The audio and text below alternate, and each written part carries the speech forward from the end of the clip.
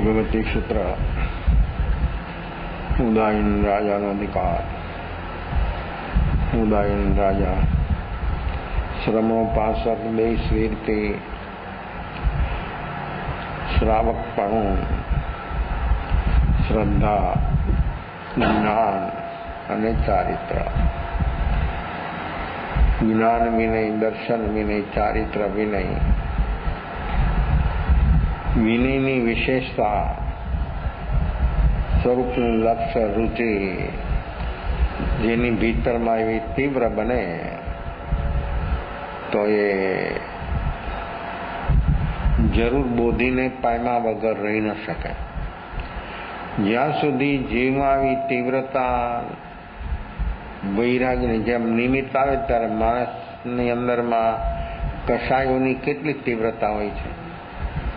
જો એ કરવું પડે છે કેટલું સહજ બની ગયું છે. અને જો નાનાથી મોટા સુધી બધાને એમાં કોઈ ભેદ નહીં.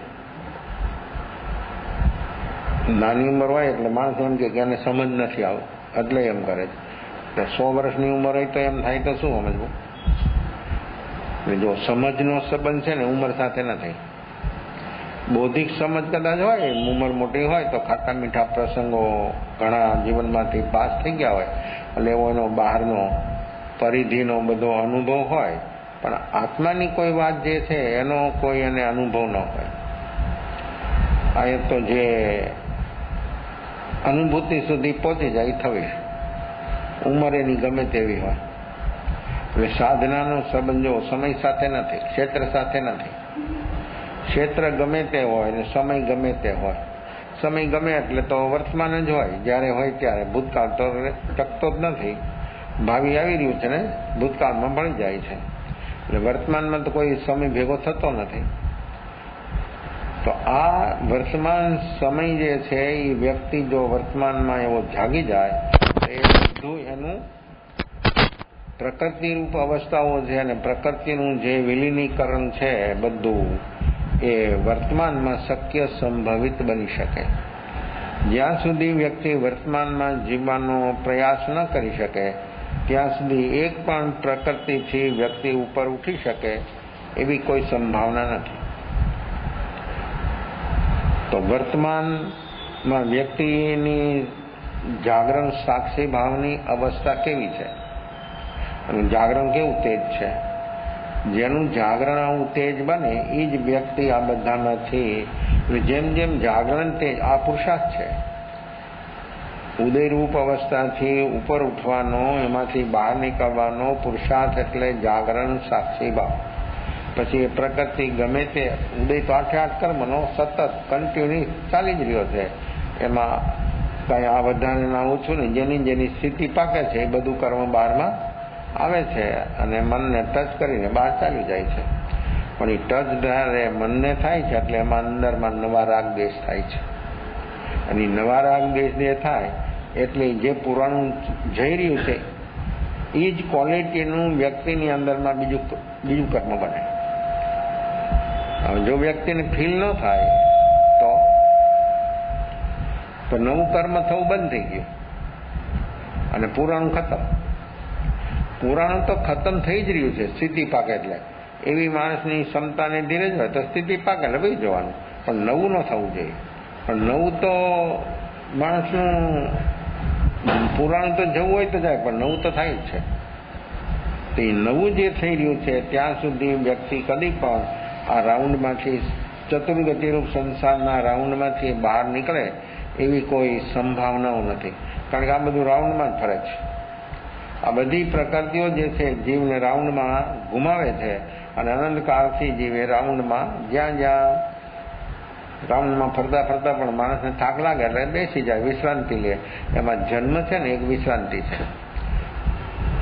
જે માણસ બહુ મુસાફર થાકી હોય, છાંયો મળે ઝાડ તો એની નીચે વિશ્રાંતિ કરે અને વળી પાછો ફ્રેશ થઈ જાય અને વળી પાછો ચાલવા માંડે.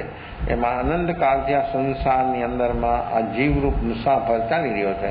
આવા ગતિ, જાતિ, સ્થિતિ આ બધું વચમાં આવે છે, ત્યાં રોકાઈ જાય છે. અને રોકાઈ જાય એટલે શું, એ શું સમજી લે છે? જ્યાં જ્યાં રોકાય ત્યાં શું સમજે છે? આ બધું મારું, આ બધું મારું, આ હું. જો એટલે જ્યાં જ્યાં એ ઉત્પન્ન થાય ત્યાં જ્યાં બધે એમ જ માને કે આ મારું, આ હું. અને આ જે એની અંદરમાં બધું પડ્યું છે એ વસ્તુઓ જ્યાં સુધી વ્યક્તિમાંથી એમાંથી વ્યક્તિ બહાર ન આવી શકે ત્યાં સુધી નવું ન થાય એવું કદી બની ન શકે. નવું થવાનું કારણ છે વર્તમાનમાં વ્યક્તિની પૂરી બેહોશી. અને જેટલી બેહોશી સઘન હોય એટલે અંશે વ્યક્તિ વર્તમાનમાં ટકે ને, વર્તમાનમાં ટકે ને એટલે ભૂતભાવી એટલે રાગ દ્વેષ. અને આ ઉદયયોગ સંયોગની બધી આ અવસ્થાઓ વ્યક્તિને અંદરમાં ચાલી રહી છે. આવી અવસ્થાઓથી માણસે જો બહાર આવવું હોય તો વ્યક્તિ વર્તમાનમાં જાગવાનો પ્રયાસ કરે તો જરૂર એનું કલ્યાણ, એની મુક્તિ થયા વગર રહી ન શકે. તો આપણી અંદરમાં જે વસ્તુઓ બધી સહજતાથી ઉદયયોગ સંયોગની અવસ્થાઓ બધી ચાલી રહી છે એ અવસ્થાઓની જે ક્યુ છે ઉદયની એને ખંડિત કરવા માટે વ્યક્તિનું વર્તમાન જાગરણ સાક્ષી ભાવ, અને જેનું આવું જાગરણ તેજ હોય એને જે ઉદય ભાવની ક્યુ જે ચાલી રહી છે એ કટ થઈ જાય અને વ્યક્તિ વર્તમાનમાં સ્વરૂપ અનુભૂતિ એટલે જે આત્માના ગુણ છે એના ઉપર રહેલા આવરણો જો એને કરવાનું શું, એને શું કામ કરવાનું, વર્તમાનમાં નિર્વિકલ્પ બની જવાનું. જે વ્યક્તિ વર્તમાનમાં નિર્વિકલ્પ અવસ્થામાં ટકી ગઈ એને કાંઈ દૂર કરવાનું નથી, એને કાંઈ કરવાનું, એને બનવાનું નિર્વિકલ્પ. અને નિર્વિકલ્પ બની જાય નિર્વિકલ્પનો કરંટ એવો લાગે ઉદય ઉપર કે અંદરમાં રહેલો જે ઉદય છે આ કર્મનો, એ કર્મનો ઉદય પછી એનું જાગરણ સાક્ષી ભાવ કેવું બલવાન છે, કેવા પ્રકારનું છે, કેટલી ડિગ્રીનું છે. 25-30% છે તો ક્ષય ઉપસમરૂપ અવસ્થા બને, 40-45% બને તો ઉપસમરૂપ બને, 50-60% બની જાય, 70% તો ક્ષાયિક રૂપ અવસ્થા બની જાય. તો આ એનું જાગરણ એનો સમય વધવા ઉપર છે, એની ડિગ્રી. જાગરણ તો થોડી ક્ષણો માટે દરેકને આવે છે, પણ થોડી ક્ષણોની અવસ્થા છે મનને કાંઈ મહેસૂસ થતું નથી અને ક્યારેય પાછું ગોટાળો થઈ જાય છે એ એને ખબર રહેતી નથી. કારણ કે જાગરણનો અભાવ છે એટલે વ્યક્તિની અંદરમાં આવી અવસ્થાઓ સહજતાથી બની જ રહી છે એને એની ખબર નથી. તો જાગરણનો સમય કેટલો વધ્યો આ છે આખું સાધનાનું બેરોમીટર. કોની સાધના સદ્ધર કહેવાય, કોણ સાધનામાં જલ્દી આગળ નીકળી શકે, તો કે જે વ્યક્તિ વર્તમાનમાં વધારેમાં વધારે નિર્વિકલ્પ અવસ્થામાં ટકી શકે તે વ્યક્તિ જલ્દીમાં જલ્દી બધાથી બહાર નીકળી જાય, બધાથી મુક્ત થઈ જાય. જેને મુક્ત થવું છે, જેનાથી મુક્ત થવું છે એ તો બધું એની અંદરમાં છે, ભીતરમાં છે. એટલે ભીતરમાં જે આ બધી વસ્તુઓ છે એમાંથી એને જો બહાર નીકળવું હોય તો આ વર્તમાનમાં જાગરણ આવું પ્રગટે, જાગરણ સાક્ષી ભાવ, તો વ્યક્તિ એ બધી વસ્તુઓ જે આવરણ રૂપ અવસ્થા બની છે એ બધી દૂર થઈ જાય. એને કંઈ કરવાનું છે નહીં, બેહોશી વધુ આવે છે અને હોશ પ્રગટ થાય એ બધું નવું પેલું બંધ થઈ જાય અને પુરાણું વયું જાય. આ કેવું સરળ સીધું કામ છે, એમાં કોઈ તકલીફ નથી, કોઈ જાતની તકલીફ નથી. એટલે નિમિત્ત જ્યારે આવે ત્યારે માણસની તીવ્રતા કેવી હોય છે પ્રકૃતિઓની. જો પ્રકૃતિ છે, ઉદયરૂપ અવસ્થા ચાલી જાય પણ નિમિત્ત આવે ત્યારે તીવ્રતા કેમ બને? કોઈ પણ નિમિત્ત આવ્યું પછી, કોઈ પણ પ્રકારનું નિમિત્ત આવ્યું ત્યારે વ્યક્તિની અંદરમાં એ પ્રકૃતિનું સ્વરૂપ કેટલું તેજ બને. કેમ? બેહોશીથી એમ ફીલ થવા માંડ્યું એટલે જેટલું ફીલ એનું વધારે પ્રમાણમાં થાય એટલે અંશે વ્યક્તિ બેહોશ છે. હવે જો એ જ બેહોશીમાંથી વ્યક્તિમાં વર્તમાનમાં જો જાગરણ સાક્ષી ભાવ હોય તો એ વ્યક્તિની વર્તમાન અવસ્થામાં એ બેહોશી જેટલી અંશે દૂર થઈ, બેહોશી ખેંચીને નવું લાવે છે. હોશ છે નવું આવતું બંધ થઈ ગયું અને પુરાણું વયું જાય. આ જાગરણ સાક્ષી ભાવનું કામ એ છે, બે કામ, નવું આવતું બંધ થઈ ગયું, પુરાણું ખતમ. પણ એ જે તીવ્રતા છે નિમિત્ત વખતે પ્રકૃતિઓની એ આપણી વર્તમાન બેહોશીથી જ થાય છે. હોશ જેવો પ્રગટે એટલે એ બધું કમ થવા માંડે. તો આ જાગરણ સાક્ષી ભાવ જીવની અંદરમાં જો સતત બની રહે તો જેટલું જાગરણ તેજ બને એટલું નવું ઓછું થવાનું, પુરાણ વયું જવાનું. અને પોતાની જે અવસ્થા આપણી સહજ જે અવસ્થા છે નેચરલી એ અવસ્થાનો એને અનુભવ થયા વગર રહી ન શકે. તો આવો અનુભવ કરવા માટે વ્યક્તિ આ કાર્ય કરવું પડે અને એ કાર્ય કરવા માટે વ્યક્તિ વર્તમાનમાં જે ક્ષેત્રમાં જે જીવો જ્યાં છે ત્યાં નિમિત્તો તો હંમેશના માટે હાજર જ છે. નિમિત્તો ક્યાં લેવાય નહીં જવાના.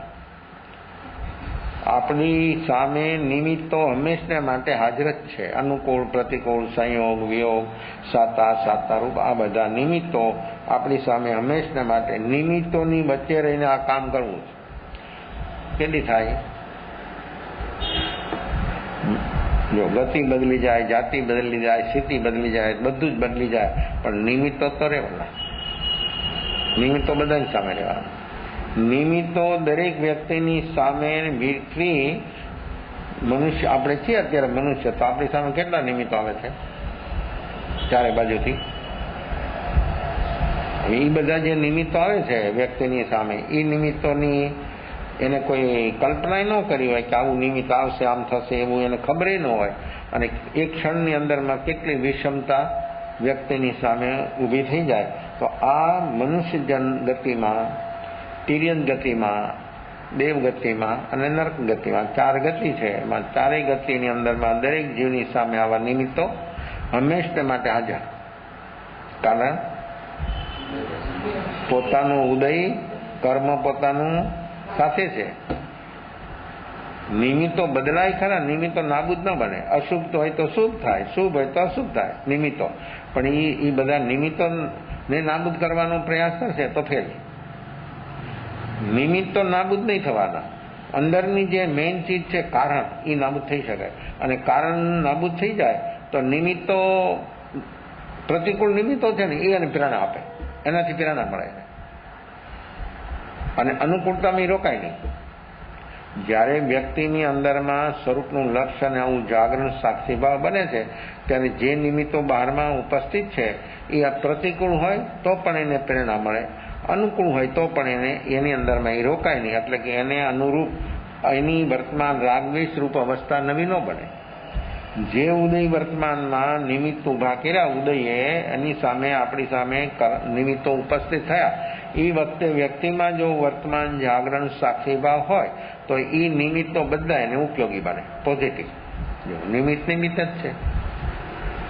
જ્ઞાનીને કોઈ પણ નિમિત્ત છે એ પ્રેરક બને, એને એનાથી પ્રેરણા મળે અને એ એમાં આગળ વધી જાય. અને જેની અંદરમાં જાગરણ સાક્ષીભાવ નથી, એને એ જ નિમિત્ત એને રૂકાવટ બને. કેમ? ફીલ થયું, રોકાઈ ગયો. પકડ્યું એટલે ફીલ થયું એટલે રોકાઈ ગયો. પછી એના વિશેની બધી અવસ્થા ચાલવાની. મનમાં, વાણીમાં એનું પરિણમન, જે જો પ્રકૃતિનું પરિણમન થઈ જાય, સ્થિતિબંધ ને અનુભાગ બંધની અંદરમાં એ પરિણમનથી થાય. પરિણમન થાય કશાય ને લેસ્યાથી, એનું અંદરમાં એવું પરિણમન થાય ને એવું મિશ્ર થઈ જાય બધું. જે મિક્સચરમાં 2, 5, 10 ચીજો નાખી દીધો અને પછી સીધ દબાવો, શું થાય? બધું લિક્વિડ થઈ જાય. પછી આ ચીજ આની અંદરમાં કેટલી હતી એ તો જેને બનાવ્યું એને ખબર થાય. જે વસ્તુ એને બનાવી હોય એને ખબર થાય કે આ વસ્તુનું આટલું આમાં પ્રમાણ હતું, પણ જેને તમે આપ્યું પીવા એને શું ખબર પડે? એ હોશપૂર્વક જો એનો ઉપયોગ કરે ખબર થાય. એ વસ્તુનો હોશપૂર્વક જો બરોબર ઉપયોગ થાય તો એને ખબર થાય કે હા, આમાં આ ચીજ આટલી આ છે, આટલી આ છે. તો એનો એકનો એને અલગ અલગ સ્વાદ આવે. પણ હોશ હોય તો, અને હોશ ન હોય તો એ બધું એક સાથે. કાંઈ વિશેષ પ્રમાણમાં કોઈ નમક કે કોઈ ચીજ એવી અંદરમાં, સાકર કે કંઈ અંદરમાં પડી ગઈ હોય વધારે પ્રમાણમાં, તો એને એમ લાગે કે આ બરાબર નથી. પણ જો વ્યક્તિને બરાબર હોય તો એ વ્યક્તિ એનાથી અલગ એનો સ્વાદ અનુભવી ન શકે. પણ જ્યારે હોશ હોય ત્યારે એક વસ્તુનો એ સ્વાદ અનુભવી શકે ને એને ખ્યાલ આવે કે આની અંદરમાં આટલી ચીજો મિશ્ર થઈ છે. આ કેવું જ્ઞાન છે! આ જ્ઞાનમાં શક્તિ કેવી! ઓલું બધું એક છે મિશ્ર, પણ પૃથક્કરણ કરવું એ બધું જ્ઞાનનું કામ છે. સમ્યક જ્ઞાનનું કામ છે જે વસ્તુ જેમ છે તેમ, જેવી છે તેવી તેને જોવી કે આમાં આ કેમ આમ છે એમ નહીં, નો આવું હોવું જોઈએ એમ નહીં, આમાં આ છે બસ. જો એ નિમિત્ત મળ્યું છતાં એની અંદરમાં જાગરણ સાક્ષીભાવ હોવાથી જ્ઞાન છે, તો જ્ઞાનથી એ વસ્તુનું જ્ઞેય બન્યું, જ્ઞાનનું જ્ઞેય બન્યું. એ જે સામે નિમિત્ત છે એ જ્ઞેય બની ગયું, એની પકડે નહીં. પકડવાનું ક્યારે બને? બેહોશીમાં. અને બેહોશી હોય તો અજ્ઞાન હોય, અને હોશ હોય તો જ્ઞાન હોય. જ્ઞાનમાં જાણવાનું છે, જ્ઞાનમાં પકડવાનું નથી. પકડવાની વાત જ્યાં જ્યાં આવશે ત્યાં બેહોશી, અજ્ઞાન સિવાય પકડવાનું ક્યાંય ન આવે. અને પકડાનું એટલે દુઃખ શરૂ થઈ ગયું. ફીલ થયું કોઈ પણ ઘટના? ફીલ થયું? તો જો હવે આપણને આપણી બેહોશી કેટલી સરળ છે. રાગથી ફીલ થાય તો આપણે શું માનીએ? જો આના બેહોશી.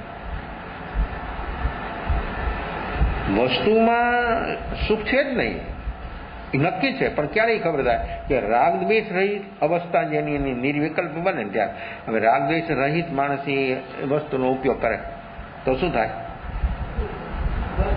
પછી ખાદ્ય પેય પદાર્થ કોઈ પણ હોય એની સામે અને હોશપૂર્વક, એકદમ હોશપૂર્વક એટલી બધી ક્ષમતા ને ધીરજથી એટલું બધું આમ ધીરે ધીરે એનો ઉપયોગ કરે તો એ વ્યક્તિને બોધ થાય, એને રાગ ન થાય. રાગ થયો, દ્વેષ થયો એટલે અજ્ઞાન. રાગ દ્વેષ જ્યાં વધે ત્યાં હંમેશને માટે અજ્ઞાનનો ગુણાકાર, અને રાગ દ્વેષ ન વધે એટલે વ્યક્તિની વર્તમાન અવસ્થા નિર્મળ બને, પવિત્ર બને, એની પ્રણતિ શુદ્ધ બનતી જાય.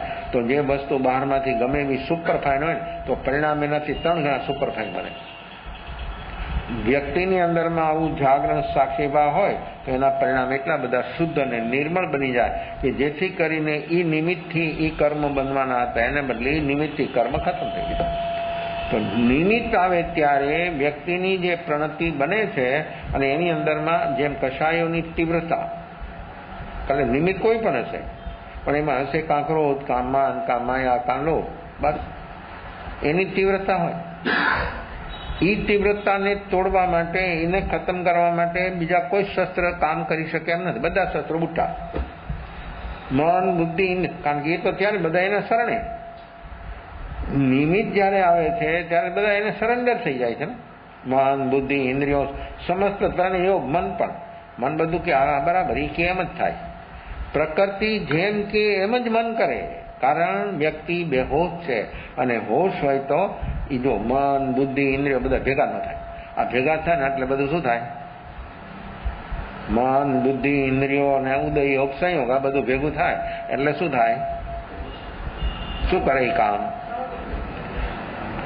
શું કરે? એવું ઘમસાણ મચાવે એ બધા ભેગા થઈને કે જેની કોઈ સીમા નહીં. અને જાગરણ હોય ને એટલે કોઈ ભેગા જ ન થઈ શકે. એટલે કેવું કામ છે? બધા ભેગા ન થઈ શકે. આમને સામને છે પણ ભેગા ન થઈ શકે. એકબીજાની સાથે કોઈ વાત ઈશારાથી પણ વાત ન કરી શકે. વચમાં એવી તાકાત વાળી ચીજ છે જાગરણ. એટલે કોઈ કાંઈ પણ ઈશારો ન કરી શકે અને જ્યાંથી રસ્તો મળે ને બધા નદારત થઈ જાય. આજે કેવું કામ? એક જાગરણ હોય ને તો બધી પ્રકૃતિઓ જ્યાં એને જવાનો રસ્તો હોય ત્યાંથી રસ્તો ગોતી નવાઈ જાય. પણ જાગરણ ન હોય તો બધું બધે ભેગું જયારે થાય, મન, બુદ્ધિ, ઇન્દ્રિયો અને આ રાગ, દ્વેષ ને ઉદયયોગ, સંયોગ ને આ બધું એક સાથે ભેગું થઈ ગયું ત્યારે માણસને કાંઈ હાવ બ્લોક, બધું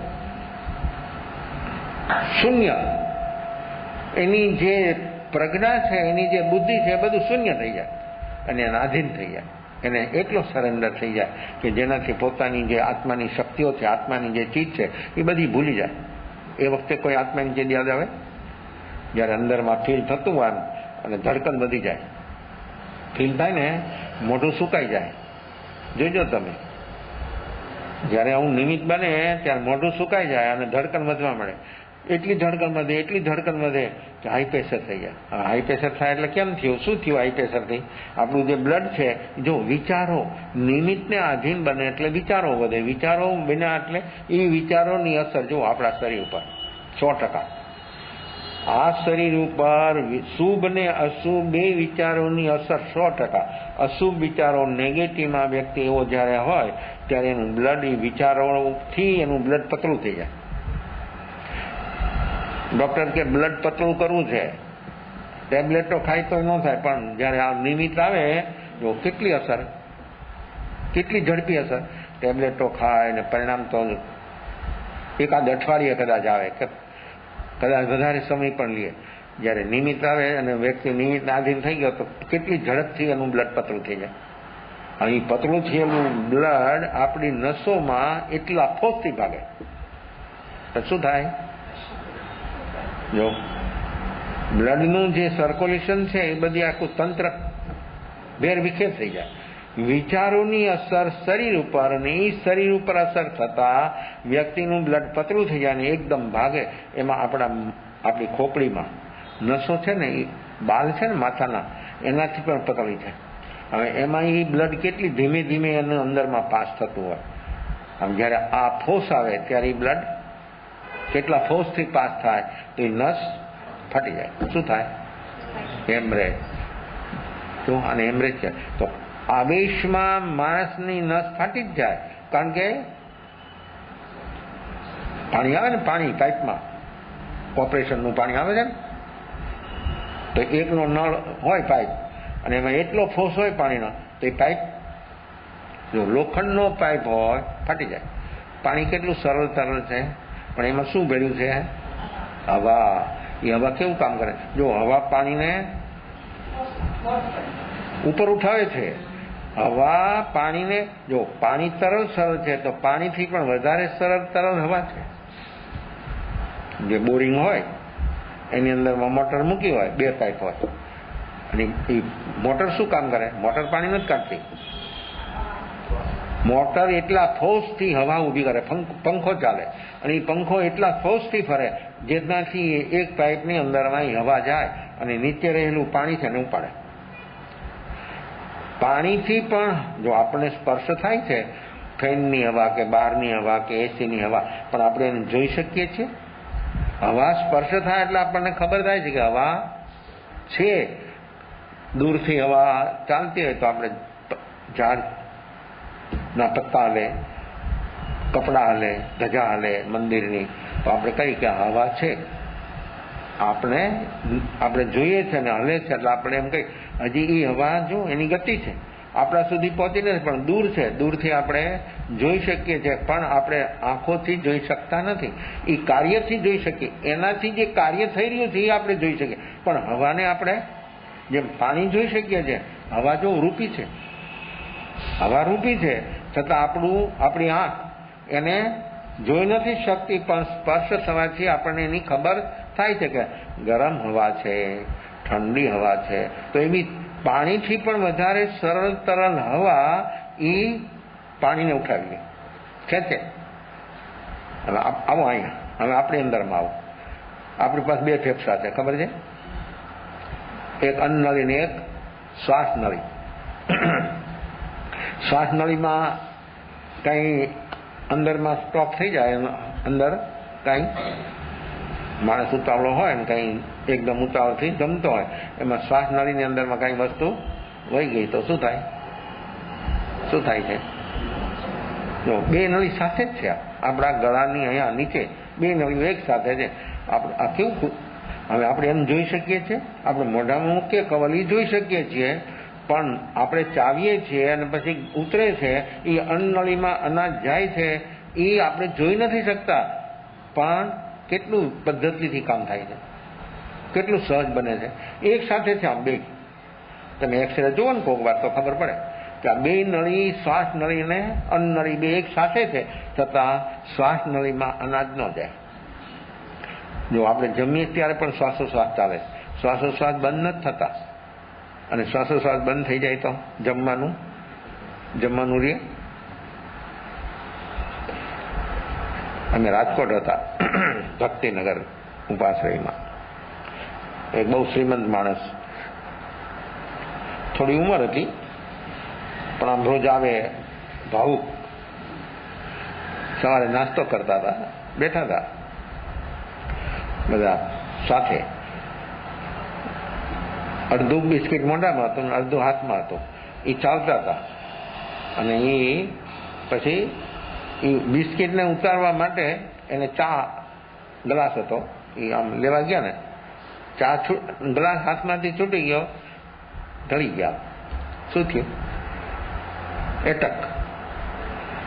બધા બેઠા હતા. હા, શું થયું? બધા ઉભા થયા. ત્યાં અહીં બધું કામ કેટલી ક્ષણ લાગી. પાસે રહેલી વ્યક્તિ પણ કાંઈ કરી નથી શકતી. કાંઈ એટલે હા, એને બેઠા કરે, કદાચ એ પડી ગયા તો એને બેઠા કરે, પણ બચાવી શકે? આ કેટલો સિદ્ધાંત પાક્કો છે, કેટલો આમ 100% નહીં, જેટલા ટકા કહે એટલો ઓછો. આવો સિદ્ધાંત પાક્કો છતાં વ્યક્તિ જાગતી નથી. કેવી કેવી ઘટના એની સામે આવે, કેવા કેવી નિમિત્તો એ સામે વ્યક્તિ જોવે, છતાં એ વ્યક્તિ કોઈ દિવસ જાગતી નથી કે એ એમ શું કે આપણું મન આપણને શું સમજાય કે એનું એમ બન્યું, મારું આમ ન બને. આપણું મન એટલું ધોખાબાજ કરે છે, એટલી ધોખાબાજી કરે છે, બીજાની સાથે નહીં આપણી સાથે. આ મન માણસનું એટલું બધું એને સમજાવી દે છે, પટાવી દે કે એનું એમ થયું, તારું એમ ન થાય, હું એમ, મારું એમ ન થાય. આવું આ મન અને મનને આશ્રિત જ્યાં સુધી વ્યક્તિ છે, મન બુદ્ધિને આશ્રિત, ત્યાં સુધી માણસ આ રાઉન્ડમાંથી બહાર નીકળે એવી કોઈ સંભાવના નથી. તો આ અન્નળી અને શ્વાસ નળી બે આપણી અંદરમાં પણ છે, અને એની અંદરમાં બધું પદ્ધતિપૂર્વક રિયલી બધું ચાલે છે. એમાં ક્યાંય કોઈ પણ વસ્તુ અંદરમાં આવી જાય તો તરત જ માણસને કે ને ઉતરે જાય, જમતા જમતા. એટલે શું થાય છે? એ અન્નળીની અંદરમાં એ થોડોક પણ અનાજ ગયો એટલે જો એ સહન નથી કરી શકતો, બહાર આવી જાય. અને પછી શ્વાસ નળીમાં જે અન્ન ગયું એ નાકમાંથી બહાર નીકળે. જો ત્યારે માણસ શું હોય, મોઢામાં ચાલતો હોય ને ઉતરે જાય ને મોઢું બંધ રાખે. હકીકતમાં મોઢું ખોલી નાખવું જોઈએ. જો ખોલી નાખે ને મોઢું તો નાકમાં ન જાય. કેમ? જે શ્વાસનું હવાનું પ્રેશર થયું, મોઢું બંધ રાખ્યું એટલે શ્વાસનું પ્રેશર થયું, એટલે અનાજ જો કેવું અનાજ છે થૂલ, એ પણ આપણા નાકની અંદરમાં આવી જાય. અને એમાં માણસ કોઈ તીખું, એકદમ તીખું ખાતો હોય અને એ જો એના શ્વાસ નળીમાં એ ગયું અને જો પછી અંતરાઈ ગયું ને તો નાકમાં આવે ત્યારે શું થાય? શું બને? કેવી અવસ્થા બને? જો આ બધું થૂલ છે, એકદમ થૂલ છે, આપણે જોઈ શકીએ એવું છે. હવે આ બધાની અંદરમાં બધાથી લિક્વિડ અને બધાથી વધારે પાણી કરતા, હવા કરતા, વિચારો કરતા, રાગદ્વેષ કરતા, ઉદયોગ સંયોગ કરતા વધારે સૂક્ષ્મ શું છે આપણી પાસે? બધાથી સૂક્ષ્મ શું છે? ઉપયોગ. આ ઉપયોગ કેવો છે? આ જાગરણ આપણું પ્રગટે એટલે શું થાય? ઉપયોગ જાગે છે. અને ઉપયોગ જાગે એટલે શું કામ થાય છે? ઉપયોગ જાગે એટલે જો હવા પાણીને ઉઠાવી લે એમ ઉપયોગ જાગે એટલે વ્યક્તિની અંદરમાં જે બધું તંત્ર નેગેટિવ ચાલી રહ્યું છે ને, બધું નેગેટિવ, શુભ અશુભ રૂપ અવસ્થા એ બધું નેગેટિવ છે. શુભ પણ શુદ્ધની અપેક્ષા એ નેગેટિવ છે, કારણ કે જે બંધરૂપ અવસ્થા બને છે, જેનાથી બંધરૂપ અવસ્થા બને એનાથી મુક્તિ ન થાય. તો શુભ પણ બંધરૂપ અવસ્થા છે. તો જ્યારે ઉપયોગ જ્યારે જાગે છે આ જાગરણ સાક્ષી ભાવ દ્વારા, ત્યારે એ ઉપયોગ જાગતાની સાથે જે બધું ભેગું થયેલું છે ને એ બધું છૂટું પડી જાય, બધું અલગ થઈ જાય. ઉપયોગની હાજરીમાં કોઈ ચીજ ભેગી રહી શકતી જ નથી. આમ એવો એની તાકાત એવી છે, એને કંઈક કરવાનું નથી. ઉપયોગ કાંઈ ન કરે, ઉપયોગ ખાલી જાણે વસ્તુ છે બસ. જ્ઞાન ઉપયોગથી જણાય છે ને દર્શન ઉપયોગથી દેખાય છે. આ બે જ ઉપયોગ, જ્ઞાન ઉપયોગ ને દર્શન ઉપયોગ, આ બે દ્વારા જ્ઞાનીઓ સમસ્ત વિશ્વને આપણે બોલીને હસતા મલકવત જાણે ને જુએ. તો જણાય છે જ્ઞાનથી અને દેખાય છે દર્શનથી. દર્શન એટલે કેવળ દર્શન, ચક્ષુ દર્શન નહીં.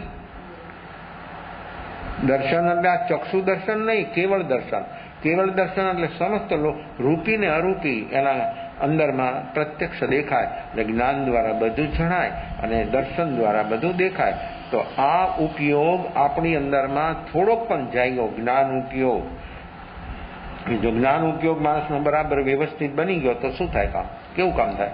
આ જે બધું અંદરમાં મિશ્ર થઈ ગયેલું છે અને આ અંદરમાંથી ઉપયોગ સૂક્ષ્મમાં સૂક્ષ્મ અંદરમાં રહેલી જે આ કર્મ બંધરૂપ અવસ્થા છે એનાથી એને નાબૂદ કરી નાખે. અંદરમાં મેઇન કારણો છે એને કટ કરી નાખે. ઉપયોગનું કામ મેઇન કારણો છે એને ખતમ કરવાનું છે. એટલે ખતમ શું કરે? એ કાંઈ હાથ પગ ન લાવે.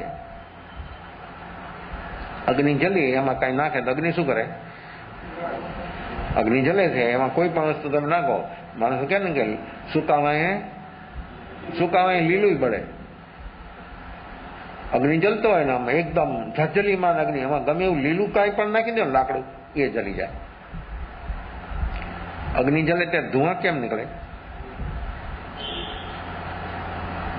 કોઈ પણ અગ્નિ જલે એટલે ધુઆ નીકળે. ધુઆ કેમ નીકળે? અંદર પાણી છે. એ ભેદ છે. કોઈ પણ અગ્નિ ગમે તેની, દીવો હોય તો ભલે, મીણબત્તી હોય તો ભલે, ને કેરોસીન હોય તો ભલે, પેટ્રોલ હોય તો ભલે, ગમે ત્યાં આ તમે વાહન ચાલે છે એમાંથી ધુઆ નીકળે છે ને. કેમ? ઘરમાં દીવો કરો તો પણ, ઘીનો દીવો કરો તો પણ, કોઈ પણ અગ્નિ ગમે ત્યાં, લાકડા જલે તો પણ, ગમે એ વસ્તુ, પથ્થરિયા કોલસા જલે તો, ગમે તે જલે છે એની અંદરમાં ભેજ છે. એ ભેજથી ધુઆ થાય છે. ભેજ ન ધુઆ ન થાય, પણ ભેજ તો વસ્તુની અંદરમાં એનું પકડવાનું કામ છે, એટલે પકડાય છે. એટલે ભેજ બધાની અંદરમાં છે. એ ભેજથી બધા ધુઆ બને.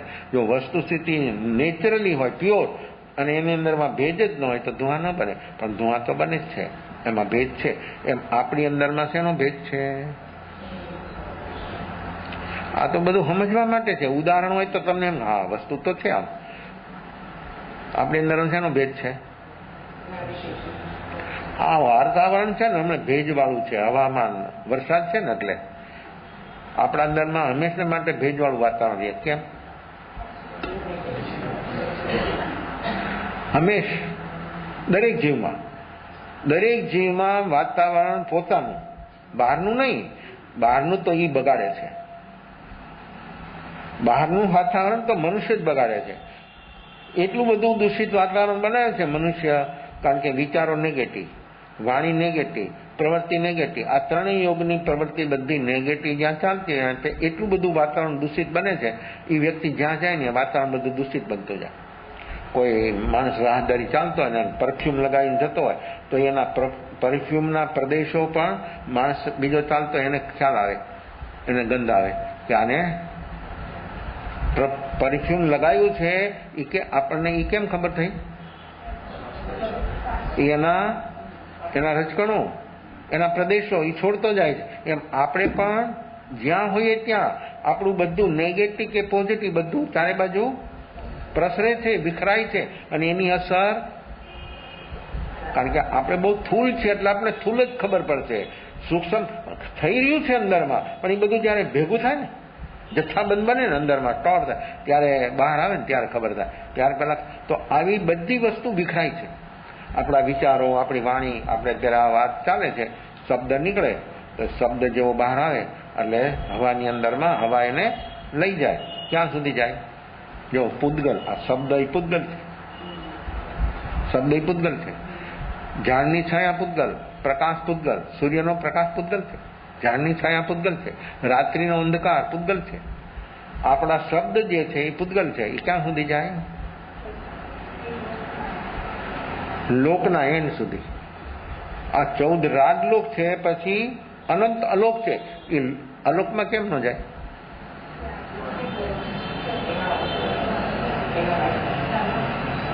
એને વહન કરનારની આ તો કોઈ તત્વ જ નથી. આ ધર્માસિકાય કોઈ તત્વ અલોકની અંદરમાં શું છે? ખાલી એક આકાશ, બીજું કાંઈ નથી. એ અલોકાકાશ કહેવાય. તો લોકાકાશ 14 રાજલોક એટલે લોકાકાશ, અને અલોકાકાશ એટલે લોકની બહાર અનંત. તો એની અંદરમાં કોઈ બીજું તત્વ જ નથી. એટલે જોઈએ એને ગતિ માટે સહયોગી જોઈએ છે. પૂતગલ માત્ર ને ગતિ માટે ધર્માસ્તિકાય અને અધર્માસ્તિકાય બે સહયોગી છે. ગતિ માટે ધર્માસ્તિકાય અને છેતરા માટે અધર્માસ્તિકાય. આ તત્વો આપણને કેટલા સહયોગી છે?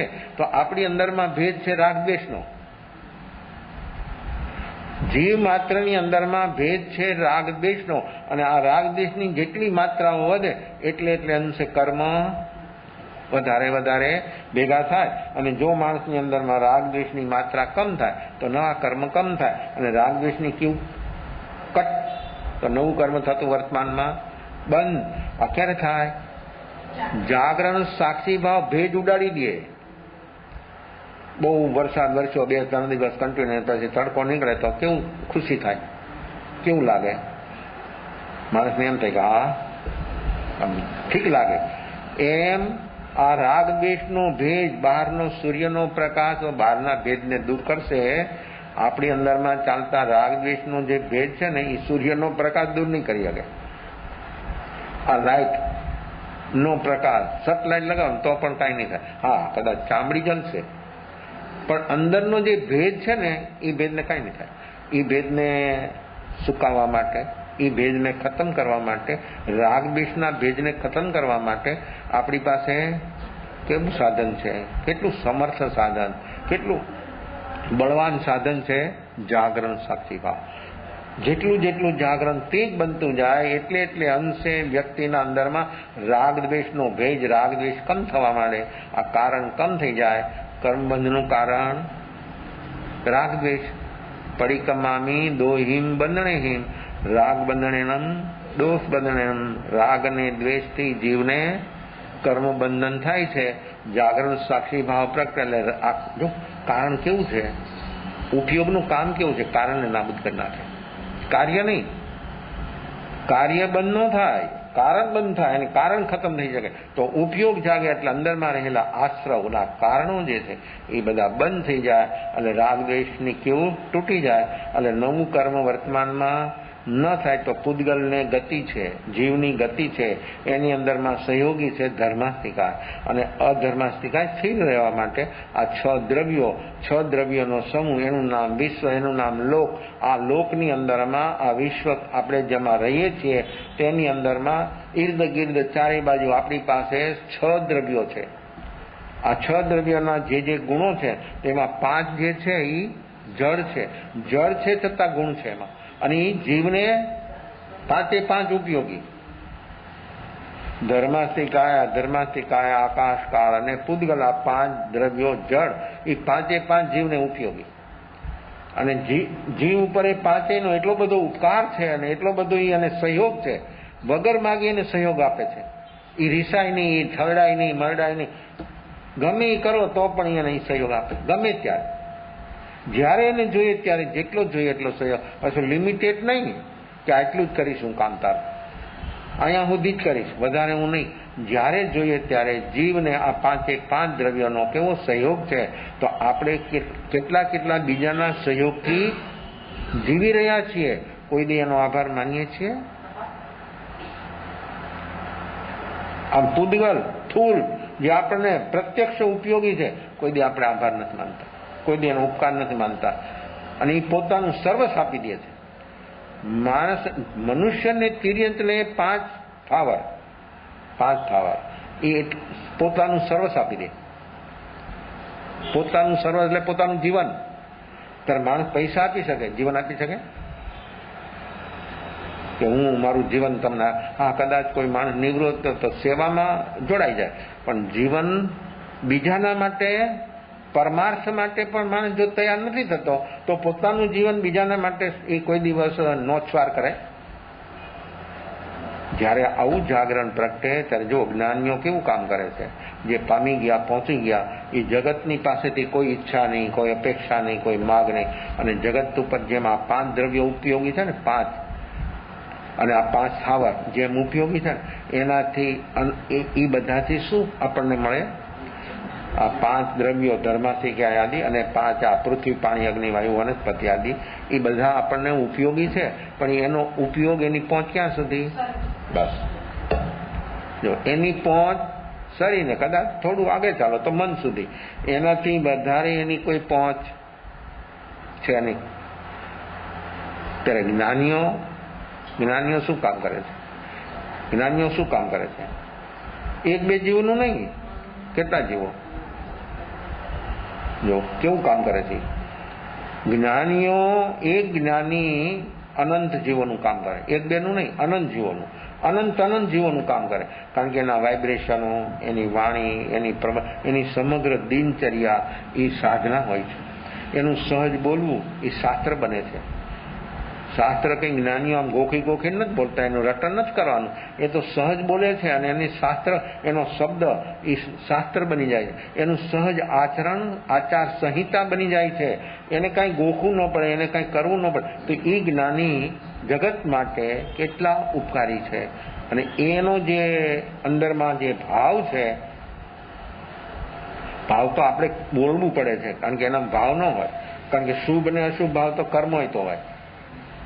આપણા કર્મ કસાયો મન થાય ત્યારે શુભ ભાવ હોય, કસાયો તેજ હોય ત્યારે અશુભ ભાવ હોય. ત્યારે જ્ઞાનીને તો કસાય છે જ નહીં, તો શું હોય?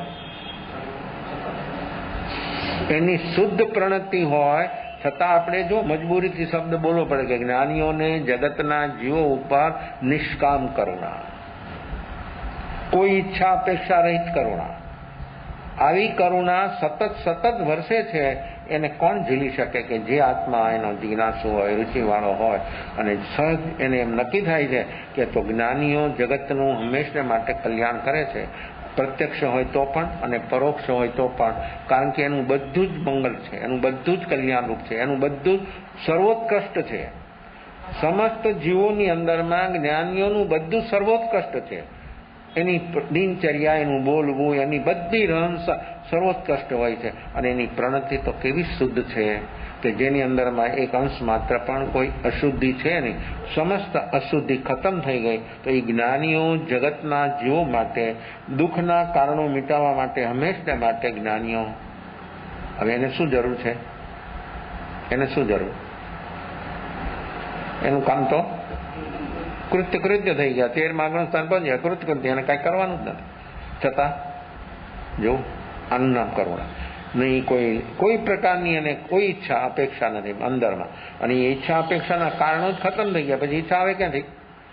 ઈચ્છા અપેક્ષા માણસમાં નહીં, જીવ માત્રમાં હોય છે, પણ એના કારણો છે. એ કારણો જ એના ખતમ થઈ ગયા. ઈચ્છા માત્ર જન્મે શેમાંથી? જો દર્શન મૂળ ખતમ, કારણ જ ખતમ. કાર્ય ક્યાંથી થાય? તો જે જીવોની અંદરમાં બધા કારણો જ ખતમ થઈ જાય ત્યારે એ વિતરાગ છે. તો રાગ દ્વેષનો અંશ માત્ર નથી, ત્યારે દુઃખના બધા કારણો પોતાના મીટી ગયા છે. તો જગતના જીવોના પણ આ દુઃખના કારણો કેમ મીટે એના માટેનો સતત આ પ્રયાસ છે.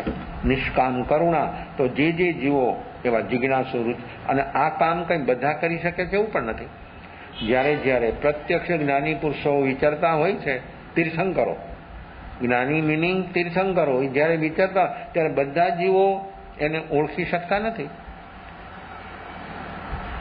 લિમિટેડ માણસો હોય, ઓળખનારા માણસો લિમિટેડ જ હોય હંમેશા માટે. તો એટલા જીવો જે એને ઓળખી શકે છે એનું કલ્યાણ થઈ જાય. અને જે આત્મા પ્રત્યક્ષ પરમાત્માની સામે હોય અને એની ઓળખાણ ન થાય તો એનું કલ્યાણ ન થાય. હા, એને શુભ ભાવ થાય કદાચ, પણ કલ્યાણ તો ત્યારે જ થાય કે વ્યક્તિ પોતાના અંદરમાં પોતાના દુઃખના કારણો જે છે એ ખતમ થાય, ત્યારે જ એ આત્માનું કલ્યાણ થાય, એનું શ્રેય થાય, એનું મંગલ થાય. તો જ્ઞાની પુરુષોનો હંમેશને માટે નિષ્કામ ભાવ છે. કોઈ અંદરમાં અંશ માત્ર કોઈ પ્રકારની આ લોકની પરલોકની કીર્તિ, આબરૂ, પ્રશંસા, માન, સન્માન, સંપત્તિથી વધારે વ્યક્તિને પ્રિય છે માન સન્માન. જેનાથી માન સન્માન બનતું હોય સંપત્તિથી પણ વધારે પ્રિય છે. એટલે તો એ સંપત્તિ આપે છે.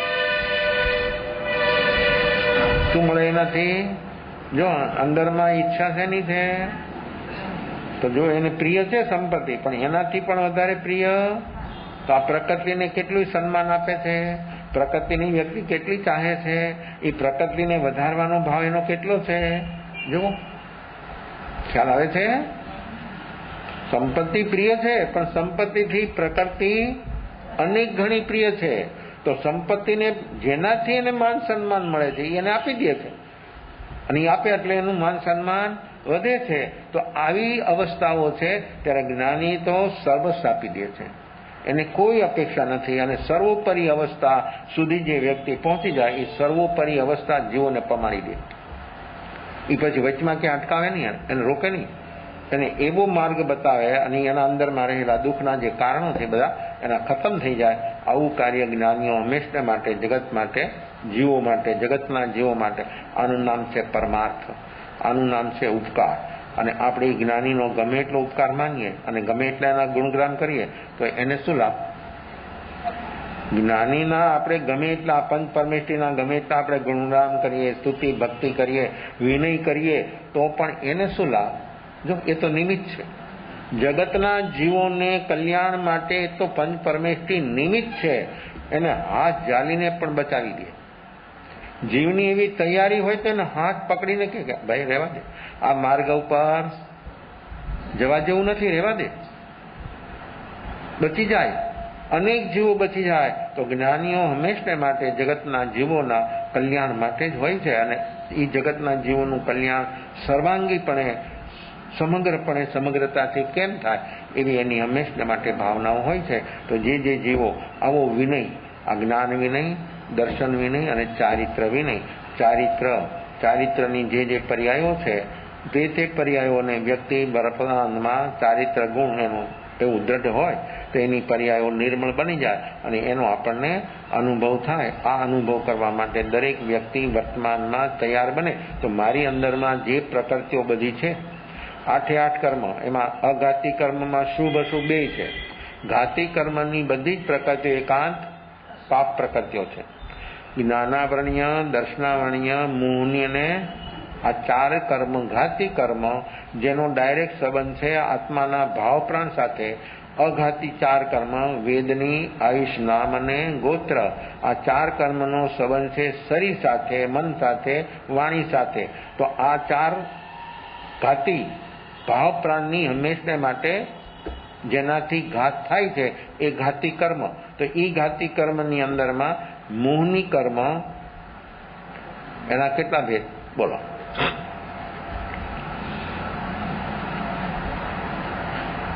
અમને પ્રશ્ન ચાલે છે રોજ, એક પ્રશ્ન. મોહની કર્મ એના કેટલા ભેદ? ભાઈઓને બોલવાનું. વસંતભાઈ બોલે પેલા, પછી હરીશભાઈ,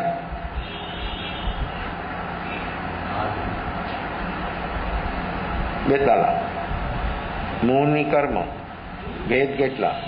બેનો વિચારજો.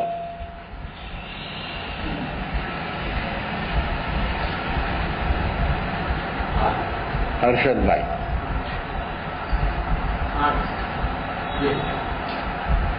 ક્યાં? મોહની કર્મ ભેદ 2, દર્શન મોહની અને દર્શન મોહની કેટલી પ્રકૃતિઓ? કઈ?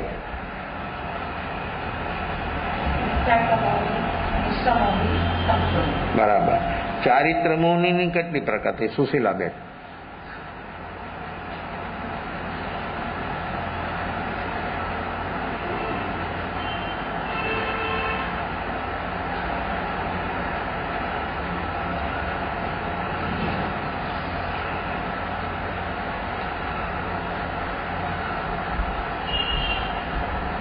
બોલો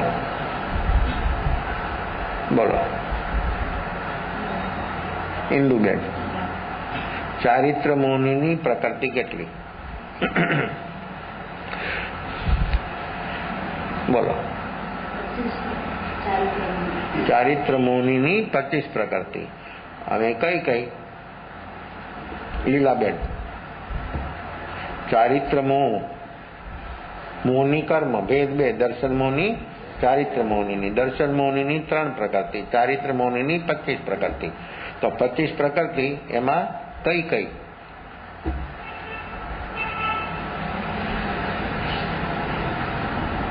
મંજુબેન, પછી બોલો. ચારિત્ર મોહની કેટલી પ્રકૃતિ? 25. તો 25 માં કઈ?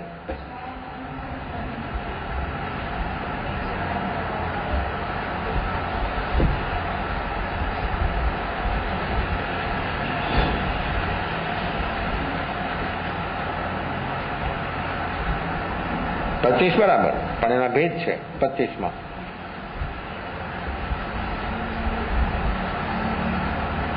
એમાં 16 કસાય છે, 9 નો કસાય છે. 16 કસાય. તો એ કસાયની એક ચોકડી છે.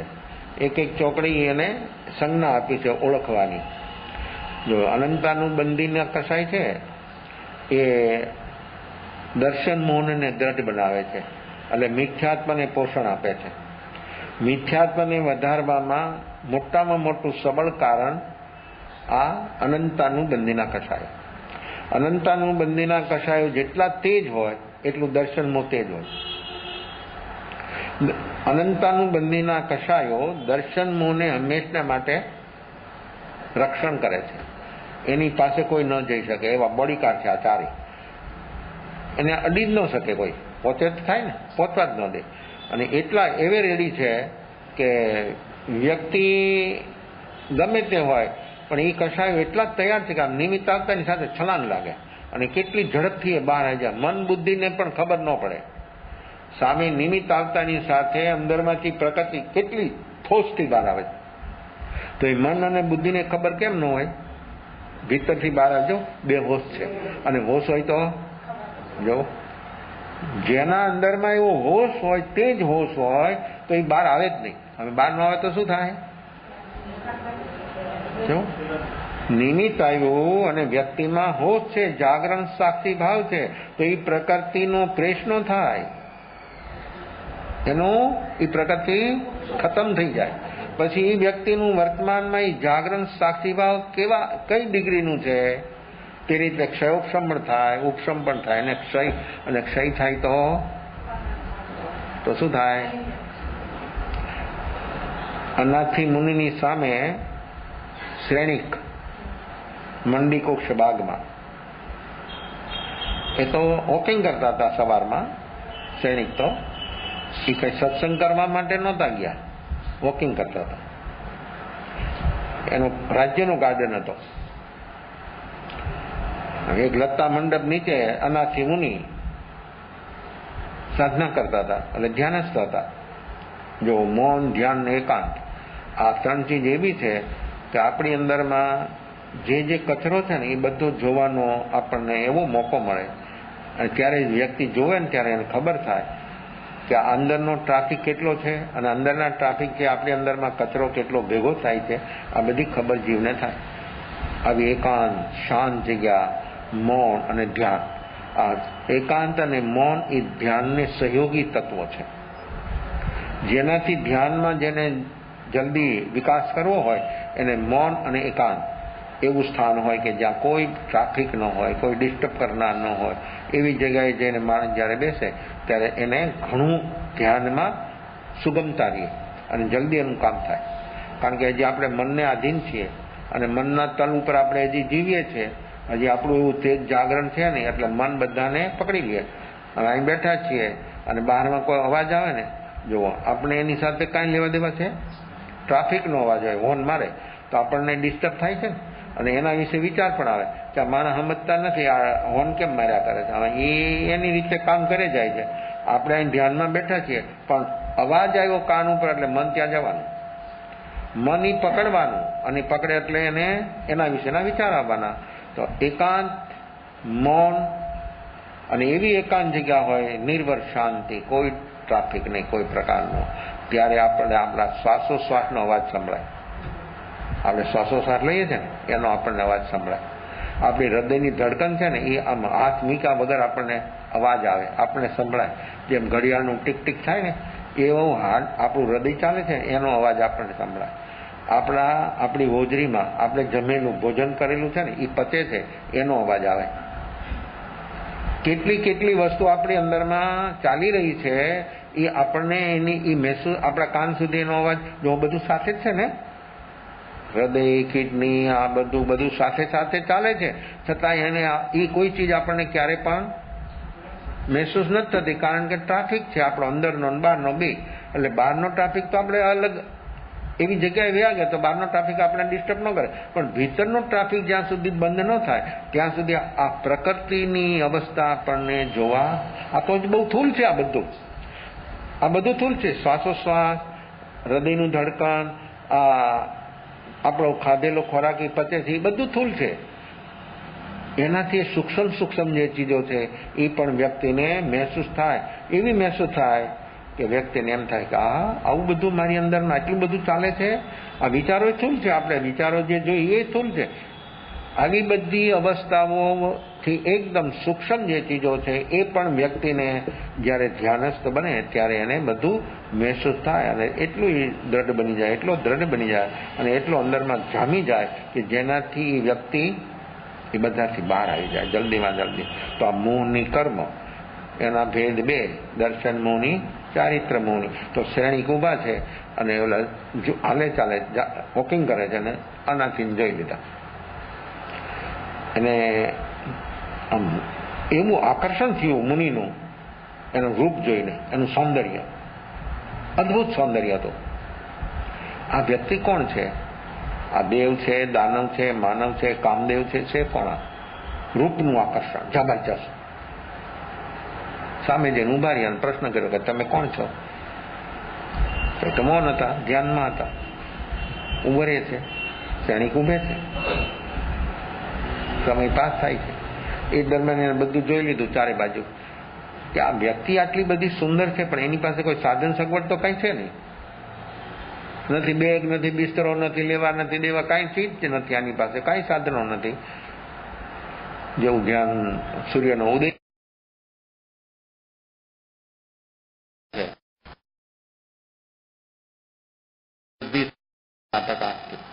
દેદીપ્યમાન જલ હાથ. ક્ષણિકને એમ થયું કે હા આવી વ્યક્તિ છે, આવી વ્યક્તિ હોઈ શકે છે. આંખ ખોલી એટલે સીધો પ્રશ્ન કર્યો, આપ કોણ છો? જેને રૂપ જોઈને આકર્ષણ થયું ને એનાથી એનો જવાબ ઓર એના અંદરમાં કુતુહલ ઊભું થઈ ગયું કે હું અનાથ છું. અનાથ? આવી વ્યક્તિ પણ અનાથ હોઈ શકે? જો આ શરીરની સુંદરતાથી કોઈ સનાથ ન બની શકે, આત્માના સૌંદર્યથી સનાથ બની શકે. શરીરનું સૌંદર્ય તો યુવાની હોય ત્યાં સુધી રહે. યુવાની જેવી ઢળી ગઈ, યુવાની પાસ થઈ ગઈ એટલે શું થાય? તમે ગમે એટલું રાખવા માંગે ને ગમે એટલું હચવા માંગે તો પણ માણસ કેમ કે હવે તમારી ઉંમર દેખાય છે. મને ઘણા કહે છે કે હવે તમારી ઉંમર દેખાય છે. ઉંમર તો શરીર દેખાય ને, એટલે એનું કામ કરે જ ને. જેનું જે કામ છે એ તો કરે જ. એટલે એમ મને કહે એવી ભાવના હોય, લાગણી કે હવે તમારું સ્ટેન્ડ નહીં લેવું, બધું તમારે બહુ શ્રમ નહીં ઉઠાવવો. બરાબર છે, માણસની ભાવના છે, એવા વિચારો છે. તો દરેકે દરેક વ્યક્તિનું શરીરની અવસ્થાઓ છે એ તો બદલાય છે, અને બદલવા સ્વભાવવાળી છે એટલે બદલાય. તો હું તો અનાથ છું. એને ઓર આશ્ચર્ય છે, અનાથ? તો કે ચાલો કોઈ પરિચય નહીં, લેવા નહીં દેવા કાંઈ નહીં. આમંત્રણ આપે કે ચાલો આપની બધી જ વ્યવસ્થા થઈ જશે, ત્યાં આપને કોઈ તકલીફ નહીં થાય. તો તું અનાથ છો તો તું શું મારું કામ કરે? આ બે પ્રશ્નોથી એને આ ત્રીજો આવ્યો ને તો હલી ગયો, અંદરમાંથી હલી ગયો માણસ. હું અનાથ? હું કેમ અનાથ હોઉં? પહેચાન આપે, પોતાની ઓળખાણ આપે છે મુનિને કે હું કોણ છું. કારણ કે આ મુનિને ખબર નથી એટલે મને અનાથ કે છે. જો ગમે એવી વ્યક્તિ હોય ને ગમે તે ક્ષેત્રમાં હોય, ચક્રવર્તી હોય તો ભલે ને ઇન્દ્ર હોય તો પણ ભલે, અનાથ. મનુષ્યમાં ચક્રવર્તી અને દેવોમાં ઇન્દ્ર, એનાથી વિશેષ કોઈની પાસે કાંઈ છે નહીં. તો એ પણ અનાથ. હું અનાથ છું. પછી પોતાની ઓળખાણ આપી, મગધ દેશનો હું માલિક છું, આટલા હાથો, આટલા ઘોડા, આ તે બધું ખૂબ ખૂબ એને એનું પોતાનું જે હતું એનું બાહ્ય વર્ણન કર્યું. તો પણ કે તું અનાથ છો, જા. તો કે સનાથ તો કોણ? જો હવે એની જિજ્ઞાસા ઉભી થઈ, હું અનાથ, તમે અનાથ, તો જગતમાં સનાથ કોણ છે? કે એવું કોણ છે સનાથ જેને કહેવાય? પછી મુનિ આ વ્યાખ્યા, અને અનાથથી મુનિ પોતે પોતાનું નામ અનાથ નામ આપી દીધું હતું. કારણ કે એને પ્રેક્ટિકલી અનુભવ થયો હતો. પોતાના ઘરની અંદરમાં 6 મહિનાથી પોતાની બીમારી હતી, એની અંદરમાં એને કોઈ સહાય ન બન્યું. સહાય બન્યું એટલે કેમ ન સહાય બન્યું? બધી રીતે સહાય હતું. એની પત્ની, એની બેન, એના મા બાપ બધા રાત દિવસ એના માટે ખડે પગે હતા, છતાં કોઈ દર્દ મિટાવી ન શક્યું. એટલે પોતે સુતા સુતા નક્કી કર્યું કે આ અરબો ખરબોની સંપત્તિ, કરોડોની નહીં, અરબો ખરબોની સંપત્તિ, એ મને કોઈ સહાય નથી. આ રાત દિવસ મારું બધું કામ કરે છે, એ મને સહાય નથી. તો હું અનાથ છું, હું અનાથ જ છું. અનાથનો બોધ એને પ્રેક્ટિકલી થઈ ગયો, અને અનાથતા સહી અર્થમાં એને અનાથ પોતાનું નામ અનાથી રાખી દીધું. જયારે મુનિ વ્યાખ્યા આપે છે સનાથની, તો કે સમ્યક દર્શન પામી સનાથ. કેવું કામ? સનાથ સહી અર્થમાં સનાથ કોણ? સમ્યક દર્શન પામે સનાથ. આ બહારની સંપત્તિ ઉપયોગી થાય આપણને, શરીર માટે, વ્યવસ્થા માટે, સુખ સગવડ માટે, અનુકૂળતા માટે આત્માની સંપત્તિ મળે એટલે જીવને દુઃખના કારણે મટી જાય, જન્મ મરણ મટી જાય. આ મિથ્યાત્વ અને અજ્ઞાન જીવને જન્મ મરણના દુઃખના કારણો છે. એ મીટી જાય એટલે આત્મા સનાથ થઈ ગયો. એવો સનાથ થયો કે એને અનંત સિદ્ધો એને આવકારે. જે જીવને સમ્યક દર્શન બોધિ પ્રાપ્ત થાય એ જીવને અનંત સિદ્ધો એને સ્વીકારી લે, અનંત સિદ્ધો એને એનામાં સમાવી લે. હવે એ એની ક્વોલિટીનો બની ગયો, એ જ્ઞાનીઓનો લઘુનંદન બની ગયો. એને જ્ઞાનીઓ કેવા કેવા શબ્દોથી એને સંબોધન કરે છે.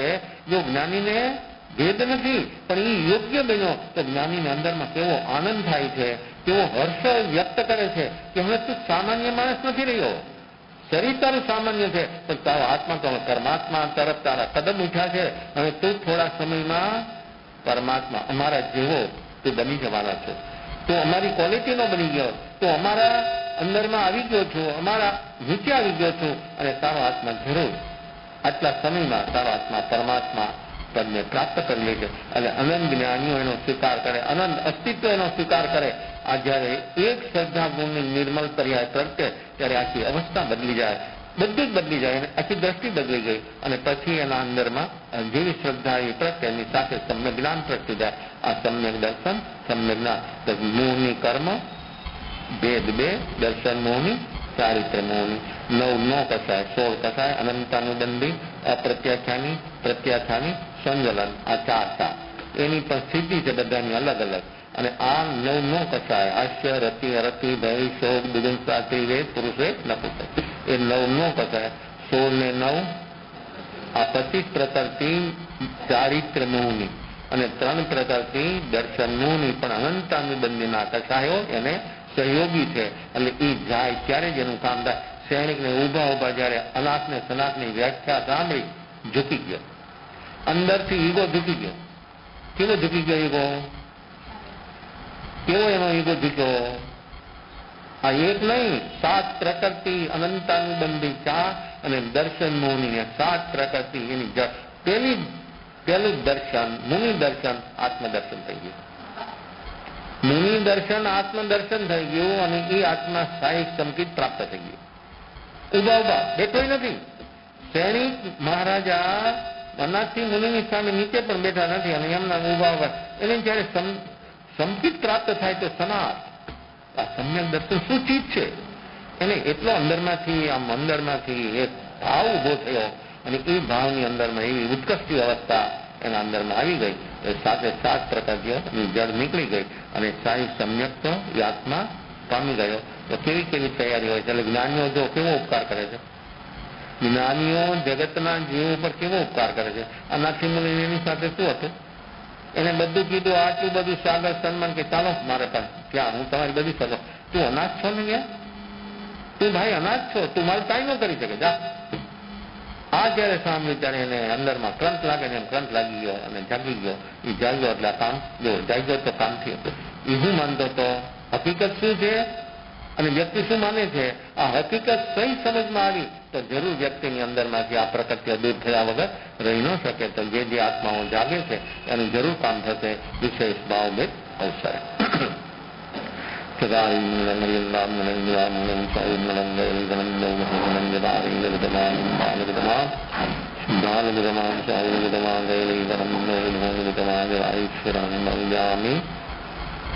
હરિયંદાસરણ મૌજામી વિલાસરણ મૌજામી સ્વાસરણ મૌજામી કૈલીસનંદન શરણ મૌજામી શ્યામલિંગારિકમયારસંગરેગંશાનિરમાન મોક્ષતણાં સકલયનંદમહાવદરી જય ગુણવાય જય દ્રૈંગા સંસારમાય શરણાગારદર્શનમય કૌ જય નરનારી આદરે ક્ષય અવિચલ બનો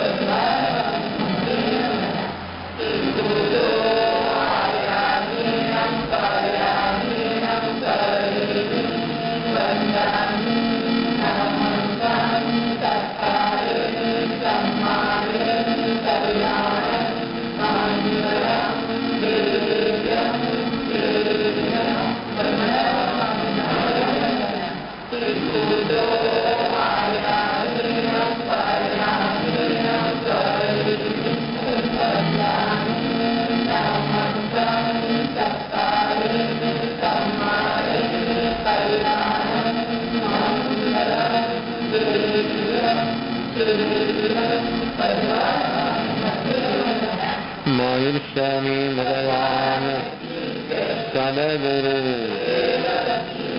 સદોર્વિદ